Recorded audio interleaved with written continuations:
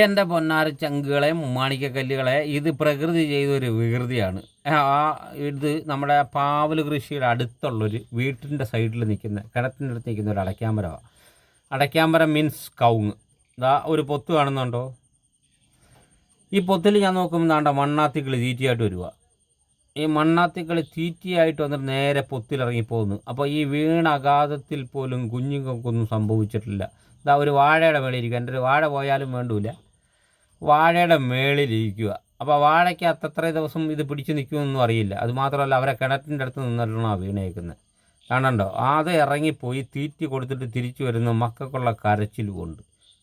അപ്പം ഞാൻ പറഞ്ഞു 2 ദിവസം അങ്ങനെ കിടക്കട്ടെ, ഞാൻ വേണമെങ്കിൽ താങ്ങൊക്കെ കൊടുക്കുക. അപ്പോൾ അവർക്ക് കിണറ്റിൻ്റെ അടുത്ത് വന്ന് വെള്ളം കോരാനും എടുക്കാനും ഒക്കെ പാടാണ്. ഇത് വന്ന് ലൈനിൽ വരെ തട്ടിവിട്ട് ലൈൻ കിടപ്പുണ്ടായിരുന്നു. അപ്പോൾ അതുകൊണ്ട് ഇതിനെ എന്ത് ചെയ്യുമെന്ന് ആലോചിച്ച്, കാര്യം ഇങ്ങനെ വെച്ചിരുന്ന ഈച്ച, പിന്നെ ഈച്ചയല്ല പൂച്ചയോ പിന്നെ ഉറുമ്പോ ഒക്കെ കയറിയാലും കുഞ്ഞുങ്ങളെ കൊണ്ടുപോകും. അപ്പോൾ അതുകൊണ്ട് ഈ അടയ്ക്കാമരം ഞാൻ വെട്ടി മുറിച്ച് അതിലുള്ള മക്കളെ എടുത്ത് ഇതാ ഈ വീട്ടിൽ കൊണ്ടുവച്ചു. അപ്പോൾ ഈ ജനൽ വഴി തള്ള വന്നിട്ട് നേരെ അകത്ത് കയറും. അകത്ത് കയറിയാൽ ചോറ് വരെയും പാത്രത്തിലാക്കിയൊക്കെ വെച്ചിട്ടുണ്ട്. അകത്ത് കയറി ഇതാ ഈ മക്കളെ സംരക്ഷിക്കുന്നുണ്ട്. നേരെ കയറി വരും. ഇതാ ഈ മക്കൾക്ക് തീറ്റി കൊടുക്കുന്നുണ്ട്. 3 മക്കൾ. ഈ മക്കൾക്ക് തീറ്റി കൊടുക്കും.